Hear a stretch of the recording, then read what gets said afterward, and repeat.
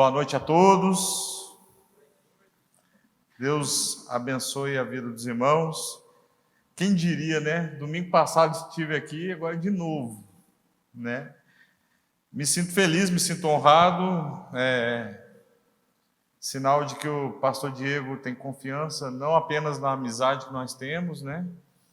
Mas, de uma certa maneira, ele confia esse lugar tão importante, que é o púlpito da igreja Calvary, né? Para estar compartilhando com os irmãos. Um lugar que, de fato, me sinto em casa, tenho muitos amigos, tenho muitos conhecidos, mas muitos amigos também.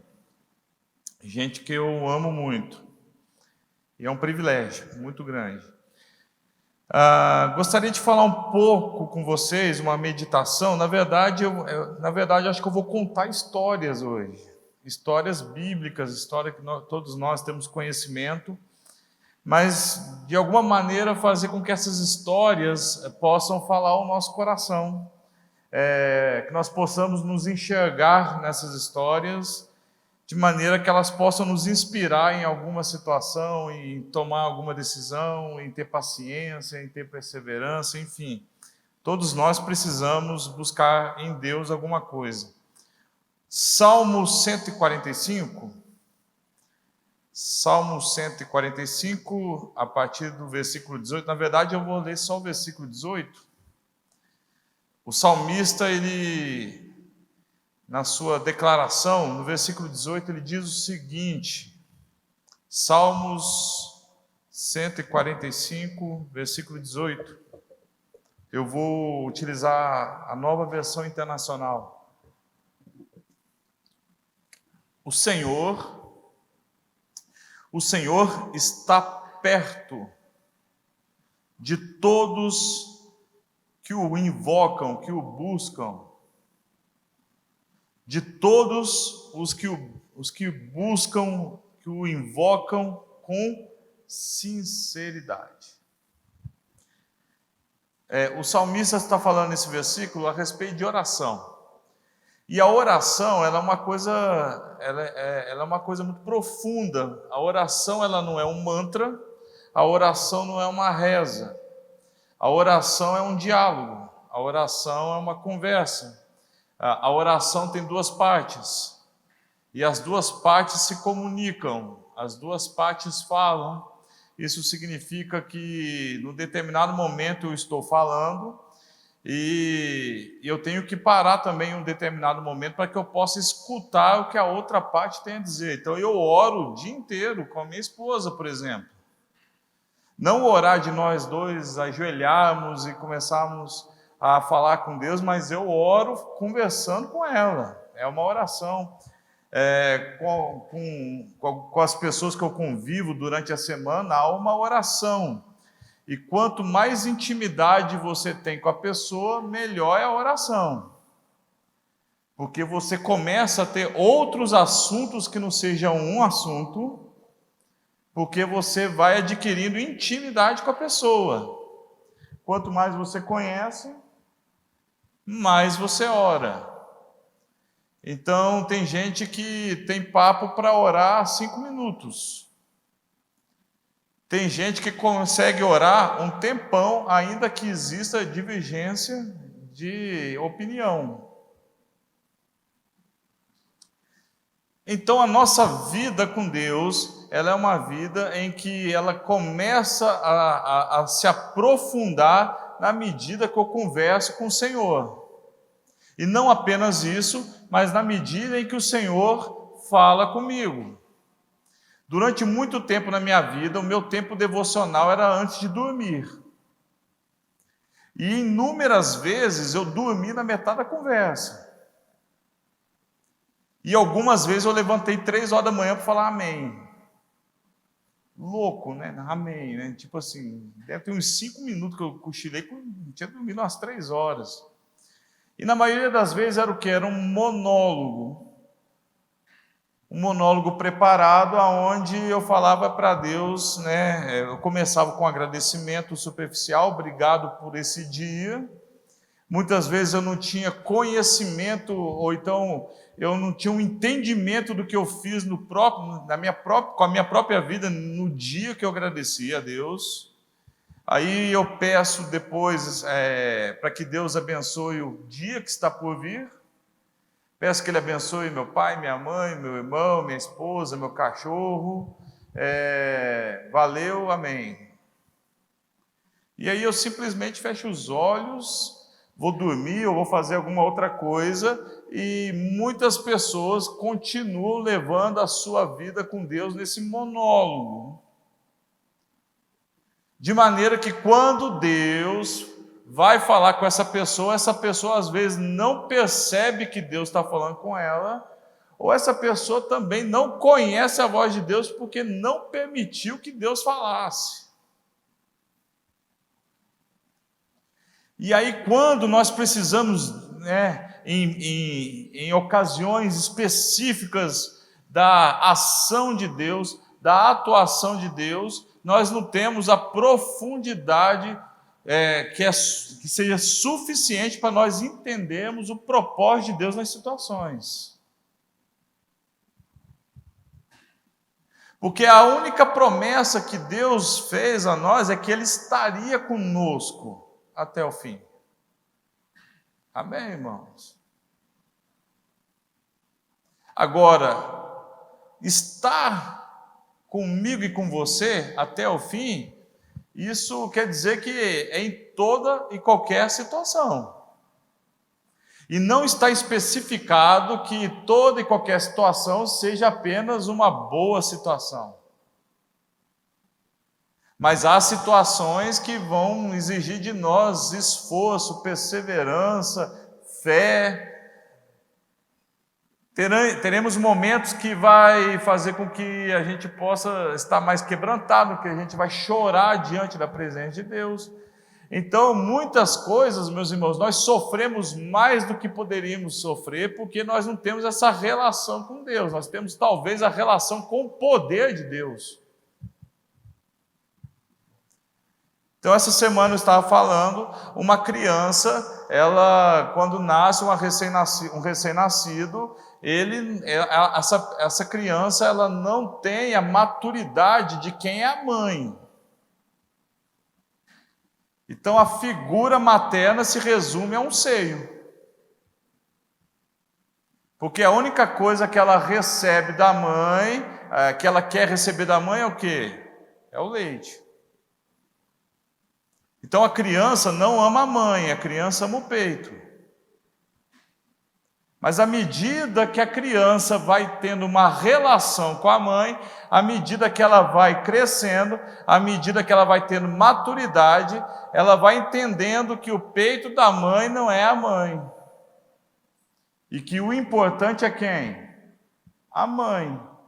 Em um determinado momento, ela já tem o entendimento de quem é a mãe, e ela ama a mãe mais do que qualquer outra coisa. Isso se deve ao quê? À relação.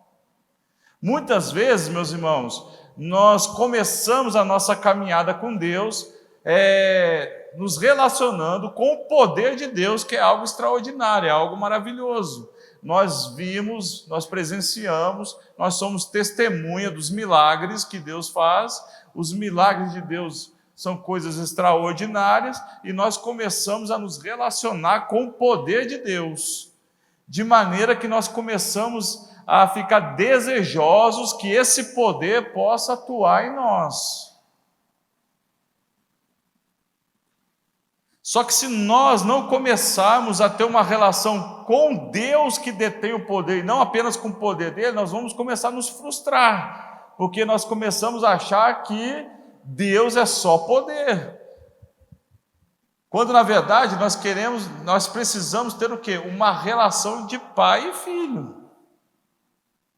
Então, à medida que eu vou orando, à medida que eu vou buscando a Deus, à medida que eu vou me aprofundando na relação com o Pai, eu vou entendendo que estar com Ele é mais importante que tudo, e que há momentos na minha vida que talvez Deus não manifeste o seu poder sobrenatural sobre a minha vida.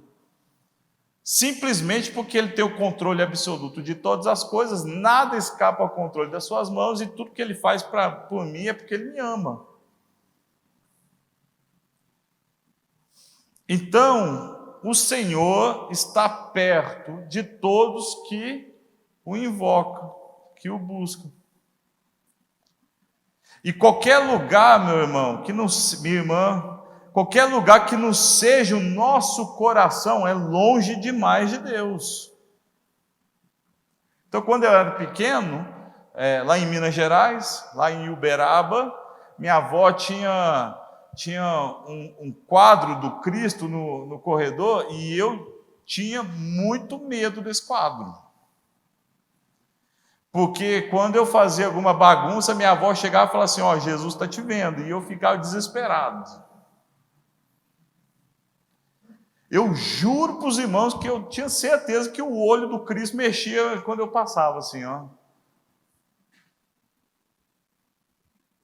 E muitas vezes eu cheguei naquele Cristo também, e também tentei conversar com ele.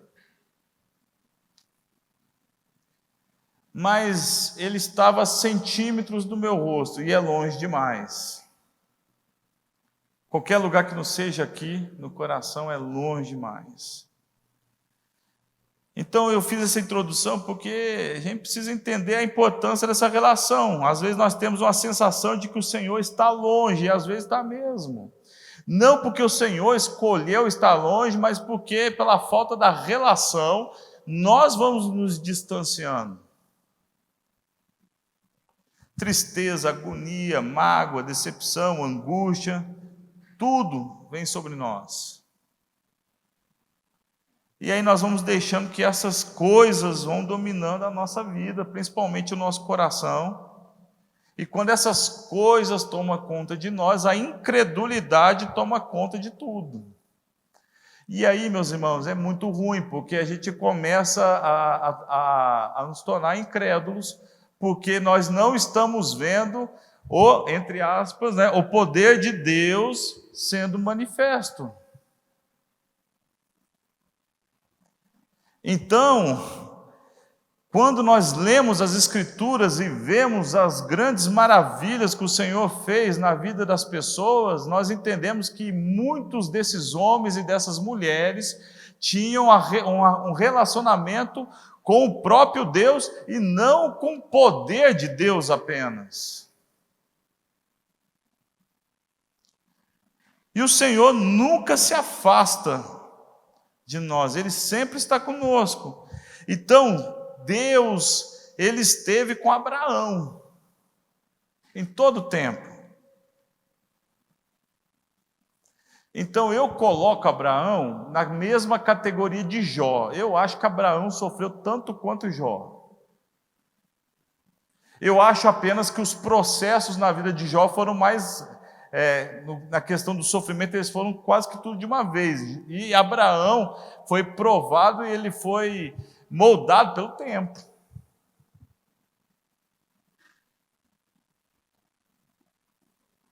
Então você imagina que Abraão e Sara, eles foram provados não por circunstâncias normais, mas eles foram provados em ter paciência em receber aquilo que Deus prometeu para a vida deles. E Abraão não conseguiria esperar a promessa de Deus se ele não tivesse profundo relacionamento com o Senhor. Por isso que ele foi chamado de várias coisas: pai da fé, amigo de Deus. Então Deus chega para Abraão e Sara e fala: olha, vocês vão ter um filho. E para gerar um filho é 9 meses, meus irmãos. Mas Deus tinha que gerar um pai e uma mãe em Abraão e Sara, e durou 25 anos. Então quem acredita apenas no poder, fica concentrado no dia em que o filho vai estar no ventre e esperar 9 meses. Mas quem é fiel naquilo que é a presença de Deus, às vezes vai ter que esperar ser formado na pessoa a paternidade e a maternidade. E em todo esse processo, Abraão teve muitas angústias. Então Deus chega para Abraão e fala assim, ó, larga a terra onde você está e vai para uma outra terra que eu ainda vou te dizer onde é. O que é isso, meus irmãos? Isso é loucura. E essa terra é Israel. E Abraão foi. Depois tem essa espera, essa angústia. Um dos versículos que eu gosto muito na Bíblia é quando os anjos estão lá conversando com Abraão. Olha que coisa absurda, meus irmãos, olha que coisa extraordinária. Está lá Abraão conversando com os anjos, como se fosse a coisa mais normal do mundo, está conversando com os anjos, e está quem do outro lado da tenda lá, escutando a conversa? Sara. E aí os anjos falando, olha, não, Deus vai fazer de você pai de uma grande nação. O que a Sara fez? Alguém lembra? Ela riu. Aí apareceu um anjo lá dela e falou assim, você riu, Sara? Então é o seguinte, o nome do menino vai ser Isaac, que significa sorridente. Muito bom, né? O senso de humor de Deus. E o menino veio, Isaac veio. E aí o que Deus pede para Abraão? Que Abraão sacrifique o filho. E Abraão sacrificou o filho? Sacrificou. Só não matou. Porque Deus não permitiu. Mas no coração de Abraão, o sacrifício foi feito. Agora a gente lê a história como se Abraão tivesse lido Gênesis antes também. Como se Abraão não tivesse sentado num determinado momento, amolando a faca que ele ia usar para sacrificar o filho, pensando qual era a melhor maneira de matar o menino. Eu não sou pai ainda, mas quem é pai aqui pode sentir essa dor, talvez, pode imaginar essa dor de uma maneira mais profunda. Se Abraão não tivesse uma intensa relação com Deus, não aguentaria. Deus estava com José. José que acordou um dia, tomou café, o seu dia estava planejado, aí chega o pai e fala, vai lá ver como é que estão seus irmãos. Ele nunca mais voltou. Nunca mais. Mas o que Deus falou no coração de José, ficou no coração de José até que cada uma das coisas acontecesse. Moisés foi traído pelos irmãos, jogado na cisterna, foi levado pelo mercador de escravos, foi parar no Egito. Quem o comprou foi Potifar, o terceiro homem mais poderoso do Egito. Lá dentro da casa de Potifar, ele passa da condição de escravo para a condição de mordomo, que era uma condição de alguém que cuidava da casa. Aí a mulher de Potifar começa a cobiçar José, avança em cima de José, José corre da tentação e ele é injustiçado. Então ele é traído e injustiçado. Vai parar na cadeia lá do faraó. Quem cai lá morre. Lá ele desvenda o sonho do padeiro e do copeiro. O padeiro morreu, o copeiro foi restituído e o copeiro esqueceu de falar a respeito de José para o faraó. Foi falar depois de algum tempo. Então foi esquecido também. Então vocês entendem que são coisas que José passou, que todos nós passamos talvez em algum momento da vida e nós ficamos loucos, desesperados. Eu fui traído, eu fui injustiçado, as pessoas esqueceram de mim, mas José tinha a palavra de Deus no coração em todos os momentos, do capítulo 37 até o 45 de Gênesis.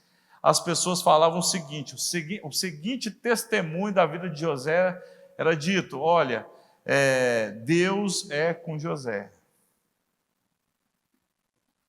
O faraó, que era considerado um deus por si mesmo, uma autoridade não apenas política, mas uma autoridade divina também, chega para José, depois que José desvenda todos os sonhos que ele teve, e fala, olha, Deus é contigo, não vejo ninguém melhor para conduzir a nação do Egito que não seja você. E você só estará debaixo da minha autoridade e de mais ninguém. Então, no capítulo 45, José, ao encontrar os irmãos, ele faz o seguinte relato: olha, meus irmãos, não fiquem tristes, nem fiquem angustiados, porque Deus me enviou antes de vocês para a conservação da vida. Então José não reclama com os irmãos o fato de que os irmãos o jogaram na cisterna e o venderam como escravo. Mas José, tendo a visão da soberania de Deus, entende que de alguma forma aquele foi o caminho que o próprio Deus traçou para que ele chegasse naquele momento e salvasse não apenas o Egito, mas salvasse e conservasse a vida de todas as nações que estavam em volta do Egito. A relação de José com Deus revela um propósito maior. E o que está acontecendo naquele momento da vida de José é cumprimento de promessa na vida de Abraão, que nós falamos antes. E o povo de Deus vai crescer no Egito, num lugar difícil, meus irmãos. Deus estava com Moisés, que sendo o príncipe do Egito, vaga pelo deserto até 40 anos. E aí ele chega num determinado local, ele se estabelece nesse local, ele casa nesse local, e esse local tem uma montanha lá, é a montanha de Deus, e as pessoas falando assim: olha, não sobe lá porque lá é a montanha de Deus, e quem sobe lá morre. Aí o ateu subiu. E ele está certo, ele não acreditava em Deus, está tudo certo. Sobe lá, e foi a conversão mais legal da história, né? Ele está lá e chega Deus com a voz de Cid Moreira e fala: Moisés, tire a sandália dos teus pés, que o lugar onde pisa é santo. Ele tirou a sandália, ajoelhou e converteu. E a primeira coisa que Deus fala para Moisés é dar uma missão para ele. E Moisés vai até o Egito resgatar o povo. Sabe o que é legal dessa história? É que o general que Deus escolhe é um gago. E Deus não curou a gagueira dele para fazer a obra que Deus precisava. Ah, Deus, por que você não cura minha gagueira? Só quem tem uma relação com Deus entende os propósitos de Deus. Se Deus não quis curar a gagueira dele, está tudo certo. Deus estava com Jó, meus irmãos, porque só a relação com Deus é que salvou Jó, mais nada. E Jó perdeu filhos, Jó perdeu negócios, Jó perdeu criação de gado, Jó perdeu até a voz de Deus falando com ele. E Jó aprendeu a escutar Deus no silêncio. Deus estava com Daniel na cova dos leões.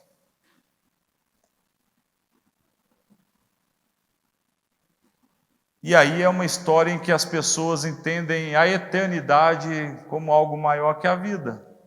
Porque antes que ele fosse para a cova dos leões, 70 anos antes, Sadraque, Mesaque e Abednego tinham provado o poder de Deus na fornalha. Deus livrou Sadraque, Mesaque e Abednego da fornalha? Não, livrou do fogo. Mas eles foram para a fornalha. Nabucodonosor chega para os três e fala o seguinte: olha, ajoelha. Eles falam: olha, nós não vamos nos ajoelhar, ó rei. Se o Senhor, irmãos, olha só, isso é relação com Deus. Se o Senhor quiser nos salvar, Ele irá nos salvar. Contudo, se o Senhor Deus não quiser nos salvar, saiba tu, ó rei, que mesmo assim nós não iremos nos ajoelhar. Sabe o que é isso, meus irmãos? Está tudo certo. Eles estavam com medo, estavam apavorados, mas estava tudo certo, porque criam no quê? Na eternidade. Criam na relação. Eles sabiam que Deus é muito mais do que um poder para salvar eles do fogo. E 70 anos depois está lá Daniel, que foi condenado à morte porque orou no momento que estava proibido por decreto orar.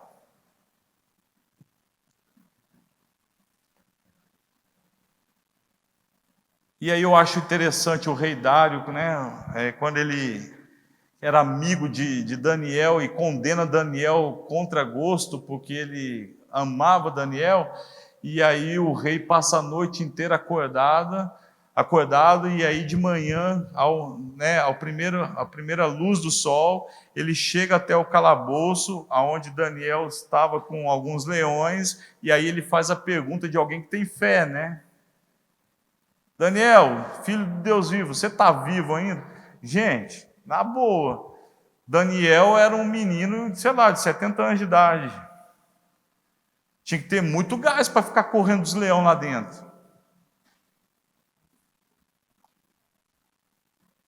Ou o rei achava que Daniel tinha uma saúde para ficar correndo dos leões lá a madrugada inteira, ou ele cria que Deus poderia ter feito alguma coisa para Daniel. E Daniel responde: olha, rei, que o senhor possa viver para sempre. O meu Deus fechou a boca dos leões. Mas, irmãos, Deus não poupou Daniel da cova dos leões.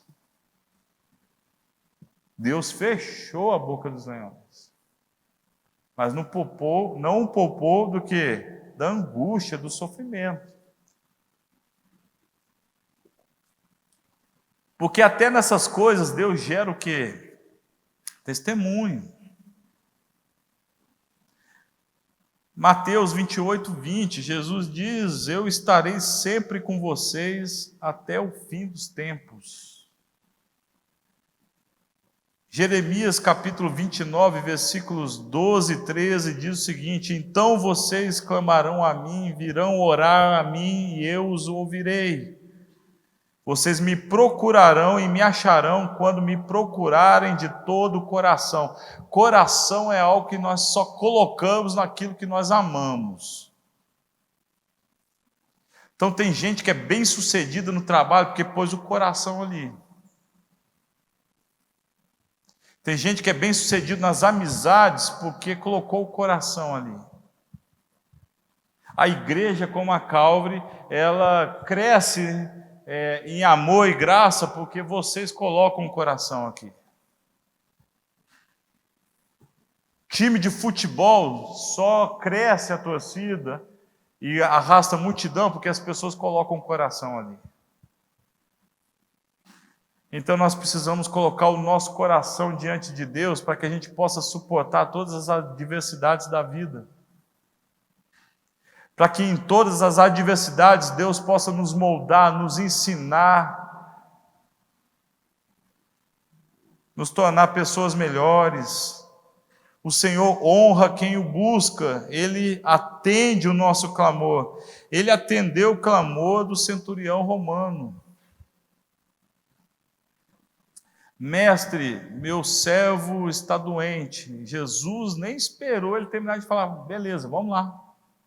Não, Senhor, não precisa de ir lá. Eu sei que quer dar ordens. Eu falo para um soldado: vai, ele vai. Eu digo para o soldado: vem, ele vem. E eu sei, Senhor, se tu disseres uma só palavra, o meu servo será curado. Um romano, gente. E Jesus fala na frente de um monte de judeu: olha, eu não vi aqui em Israel, eu não vi fé igual a desse homem. Vai, pode ir em paz, o teu servo está curado. Ele atendeu a Jairo quando esse estava desesperado. Jairo, um oficial do templo, da sinagoga, alguém que goza de status, poder e respeito, alguém importante na localidade, vai lá e se ajoelha diante do Senhor e fala: Senhor, minha filha está morrendo. O que Jesus fala para Jairo? Vamos lá.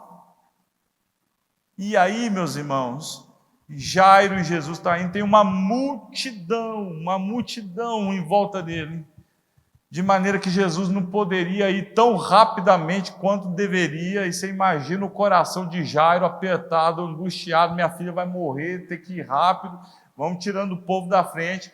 Aí chega uma mulher com uma hemorragia que durava anos, ajoelhando, tenta pegar as barras das roupas do Senhor, e Jesus sente o poder saindo dele e para tudo. Assim, quem me tocou, porque de mim saiu poder. Você imagina Jairo, irmãos? Você imagina Jairo? E Jairo deve ter feito assim, não é possível que o mestre vai parar aqui agora. Mas o tempo de Deus é perfeito. Nosso tempo tem pressa, irmãos.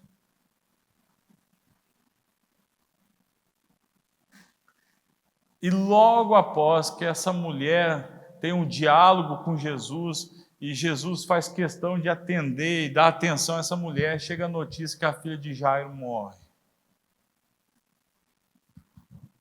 E aí Jairo naturalmente se desespera, mas Jesus pega e fala, calma Jairo, ela está só dormindo. Sabe o que é interessante nessa história? Por que uma multidão está em volta de Jesus? Porque quer o que de Jesus? Poder.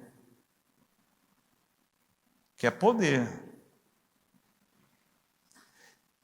Só que quando o poder não é para elas, ela simplesmente duvida do impossível. Então, quando Jesus diz que a filha de Jairo está dormindo, o que a multidão faz? Ri, duvida. Por quê? Porque a relação com Cristo naquele momento, com Jesus naquele momento, é uma relação que tem que beneficiar quem? A si próprio. É a relação com o poder, não é a relação com Jesus, com a pessoa. E Jesus vai na casa de Jairo e a menina é curada. A menina é ressuscitada. Ele atende o chamado de Marta e Maria. Marta e Maria vai até Jesus e ora a Jesus, Senhor, o nosso irmão Jairo, teu amigo, está morrendo. Jesus fala, daqui a pouco eu vou. Daqui a pouco Jesus foi quanto? 4 dias, meus irmãos. E quando Jesus chega, Marta chega até Jesus e fala, olha, Senhor, não adianta mais, o meu irmão já está enterrado, o corpo já está até com mau cheiro. E Jesus fala assim, não, vamos lá. Abre a tumba, abriram a tumba, tiraram a pedra, e Jesus é Deus, faz questão de mostrar o quê? A sua relação com o Pai. Então Jesus ora, ele chora para mostrar a sua relação com Lázaro, e agradece, Deus, obrigado porque o Senhor sempre me ouves. Lázaro saia para fora.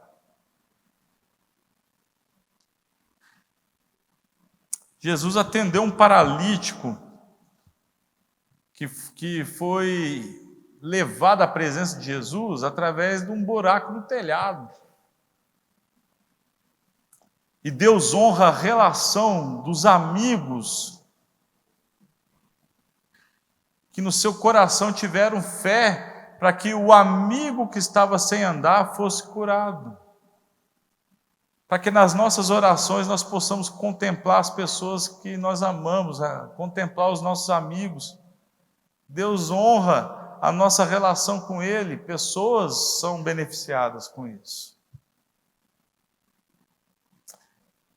E finalmente Jesus atende o criminoso na cruz. Então Deus livrou Daniel dos leões, mas não da cova. Deus livrou Sadraque, Mesaque e Abednego do fogo, mas não da fornalha. Mas o criminoso da cruz, Deus não o livrou da morte. Mas talvez nunca viveu tão intensamente uma relação como esse criminoso viveu com Cristo. Porque enquanto o primeiro estava querendo se beneficiar do poder de Cristo em detrimento de quem ele era, porque a oração que aquele homem fez, talvez é uma oração que muitos de nós fazemos. Olha, Senhor, é o seguinte, aquela oração que nós vamos botando Deus na parede. Senhor, se o Senhor não me der o que eu preciso, eu vou parar de seguir, eu não vou contar esse testemunho, enfim. A gente chantageia Deus, tentando tirar de Deus o quê?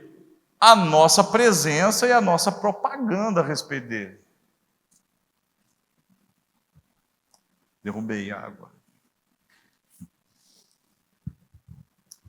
Se tu és o Messias, por que você não salva a ti e a nós? O outro pega e fala, olha, você não teme a Deus? Nós estamos pagando o preço pelos nossos pecados. Mas esse homem é justo, nada fez. E aí, meus irmãos, ele faz a oração, que foi a única oração que esse homem podia ter feito. Ele fala assim, Senhor, quando entrares no teu reino, então quando ele fala assim, Senhor, quando entrares no teu reino, ele está chamando Jesus do quê? De rei. Quando tu entrares no teu reino, lembra-te de mim. Aquele homem converteu, irmãos. Aquele homem não orou pedindo o quê?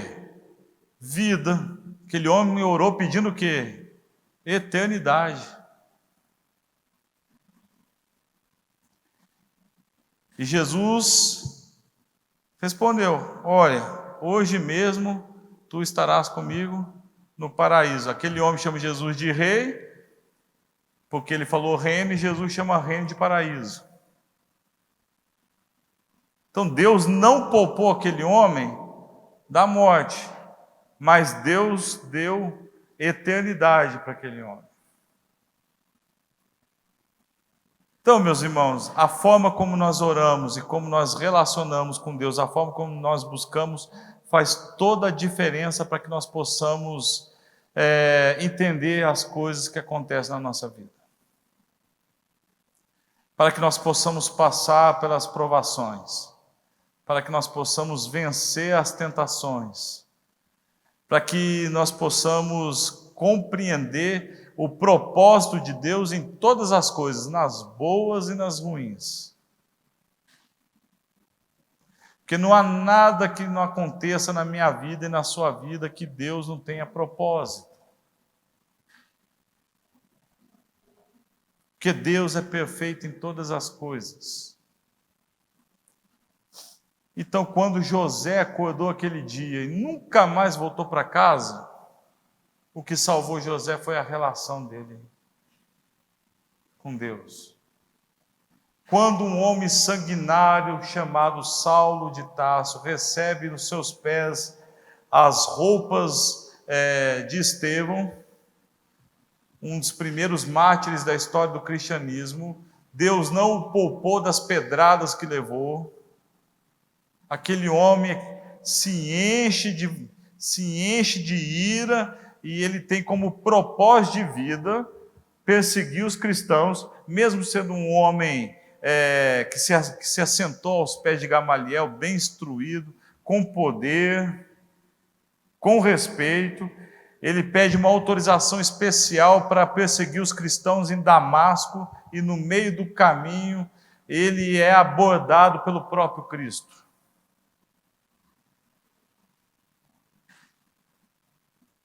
E essa conversa com o próprio Cristo fez com que Saulo se tornasse Paulo e nunca mais voltasse de onde veio. Foi dali para frente. Um homem que escreve depois que aprendeu a viver contente em toda e qualquer situação, que soube passar necessidade como ter fartura, que soube ter muito e que agora sabe ter pouco, e que todas as coisas ele pode fazer, lhe é possível fazer, ele pode vencer naquele que o fortalece. Um homem que teve uma relação com Deus esplêndida, poderosa, e não lhe foi poupado o espinho na carne, mesmo orando de maneira poderosa para que fosse salvo disso.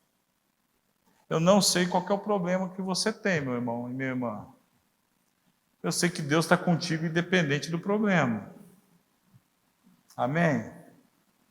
Não é uma palavra para reduzir os problemas, pelo contrário, é uma palavra para que a gente possa continuar vivendo com o Pai de maneira alegre e de maneira que nós possamos entender todas as situações sem que essas coisas nos atrapalhem na relação com Ele.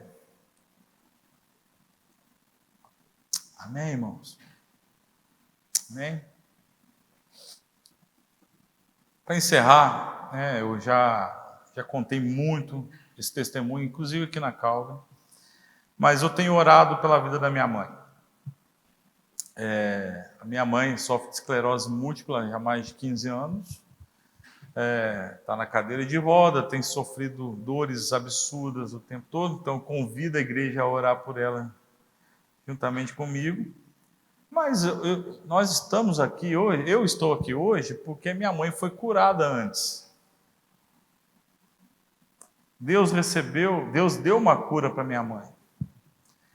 E minha mãe teve uma cura física e a minha casa foi salva. Naquela época nós conhecemos Jesus através do amor das pessoas e Jesus curou a minha mãe. E hoje tem 15 anos que eu oro pela minha mãe ser curada. E creio que ela vai ser curada. Mas Deus não tem uma dívida com a gente, amém, irmãos? Com a minha casa. Deus já deu tudo que nós precisamos. Deus já nos deu a sua presença e a sua salvação. Deus não tem dívida com a minha casa. De maneira que se Deus curar minha mãe, nós vamos de fato contar as maravilhas de Deus a respeito do que Ele fez na casa da minha mãe e na vida dela. E eu creio, eu peço todos os dias. Mas a minha oração é a oração do Getsemane. Deus, essa é a minha vontade, contudo, seja feita a tua vontade.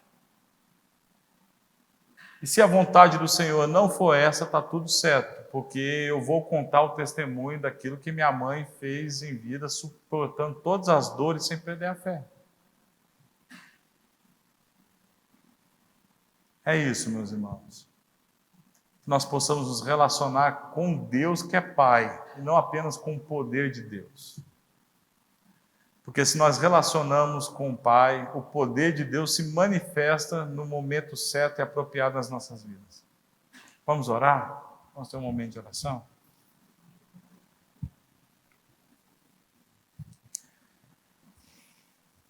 Obrigado, Senhor. Obrigado pelo teu amor, Pai. Teu amor que não nos falta. Teu amor que nos acompanha.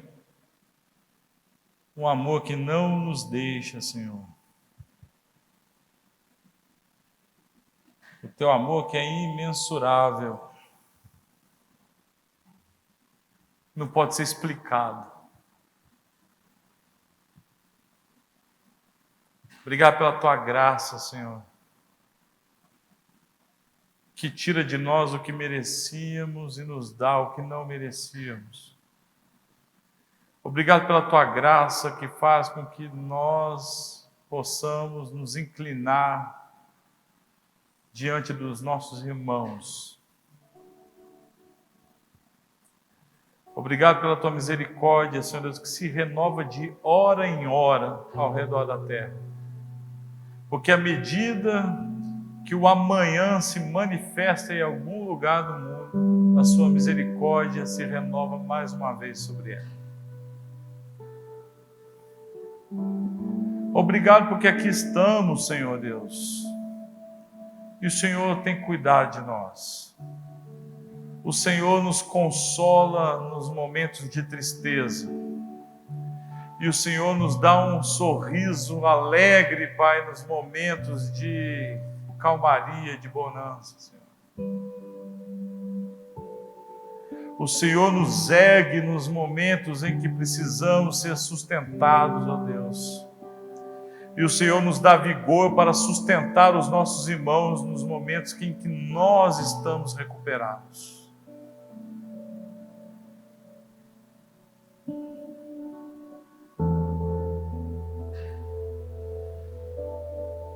Para onde nós podemos ir sem o Senhor?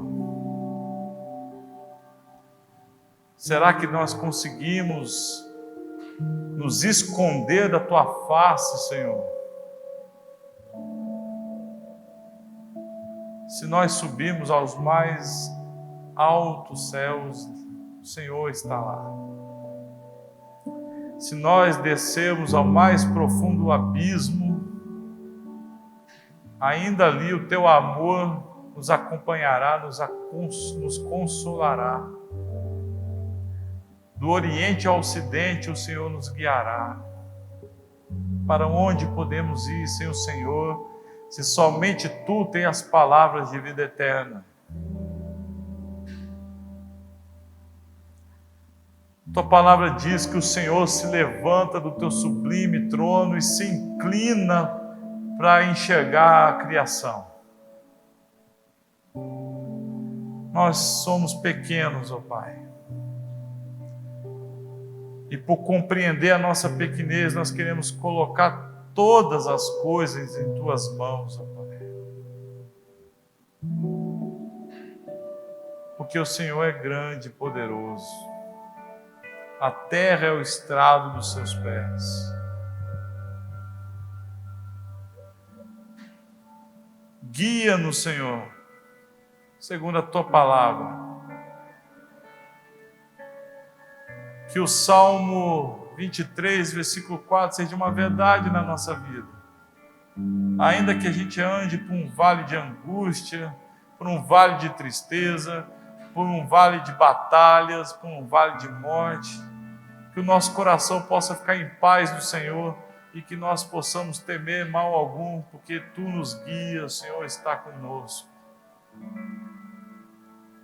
Assim como o Senhor esteve com cada um desses homens que foram citados aqui, tantos outros, ó Pai. O Senhor esteve, Senhor Deus,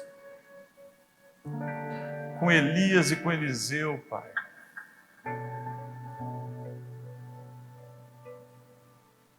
Assim como o Senhor esteve com os apóstolos, que, segundo a tradição, levaram a palavra do Evangelho a tantos lugares até que chegasse até aqui.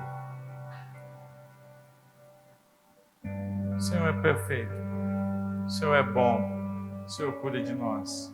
Abençoe-nos, ó Pai, em nome de Jesus. É o que eu te peço. Amém.